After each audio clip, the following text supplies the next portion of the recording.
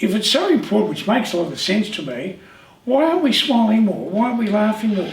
Well, that's a very interesting point. What we do is we tend to come up with complaint in our minds because we have a lot of things going on around us that we can tend to complain about and worry about.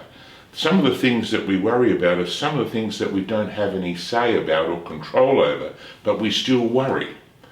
We worry about things that are unforeseen, and we worry about things that maybe in the past we didn't do.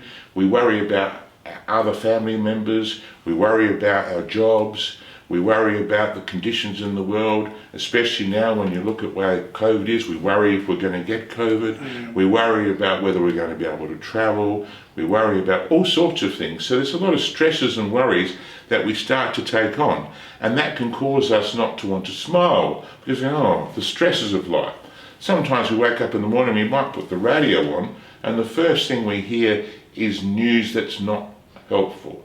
It's sometimes sensationalized news, and we hear about how many COVID cases there are around the world, or we hear about car crashes, or we hear about earthquakes, or we hear about wars, because we're in the information age. And the information age is giving us sometimes too much information. No comedy in this stuff. And there's some of the information is just overwhelming, and we can try to not listen to it, but really we've got to ask ourselves, is it beneficial?